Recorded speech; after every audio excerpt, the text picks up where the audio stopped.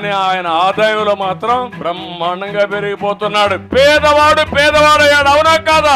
మీ జీవన ప్రమాణాలు పెరగలేదు, అవునా కాదా? కానీ దేశంలో రిచెస్ట్ సీఎం ఎవరు తెలుసా? ఎవరు? ఇది నేను చెప్పింది కాదు, రికార్డులో ఉండే సత్యం. ఆయన ఇప్పుడు మాట్లాడుతున్నాడు ఏమని?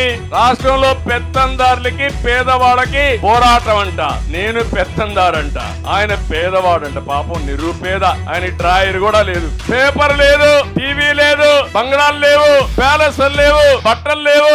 ఏం తింటాడో నాకైతే అర్థం కాల. గడ్డి తింటాడు, ఈ గడ్డి తింటున్నాడు, అడుక్కుంటున్నాడు. మా చెల్లెమ్మ చెప్పినట్టు రేపు వస్తాడు, అప్పుడు ఓట్లు అడుక్కున్నాడు. భస్మాసుడు మార్గం మీ నెత్తని చేయబెట్టాడు. ఇప్పుడు మళ్ళా కథలు గుద్దుడు. ఇప్పుడు 5 ఏళ్లు వదిలిపెట్టకుండా గుద్దాడు. మళ్ళా ఓటేస్తే ఇంకా బానిసలమే. మనం ఆ విషయం గుర్తుపెట్టుకోవాల్సిన అవసరం ఉంది. ఆ రోజు మీరు చూడండి, పేదవాళ్ళ కోసం 200 రూపాయలు పింఛన్ని 2000 రూపాయలు పెంచిన ఘనత తెలుగుదేశం పార్టీది, అవునా కాదా? పెన్షన్ తీసుకొచ్చిందే మన నాయకుడు ఎన్టీ రామారావు గారు. ఆ తర్వాత నేను 200 రూపాయలు ఉంటే ఒకేసారి 1000 రూపాయలు చేశా, దాన్ని మళ్ళా 2000 చేశా. మీటింగ్ లో వస్తే మాట్లాడుతున్న అబద్ధాల కోరు ఈ ముఖ్యమంత్రి. ఆయన 1000 రూపాయల నుంచి 3000 చేశాడు. ఎవరు చేశారు తమ్ముడు? 2000 వరకు నేను చేశాను.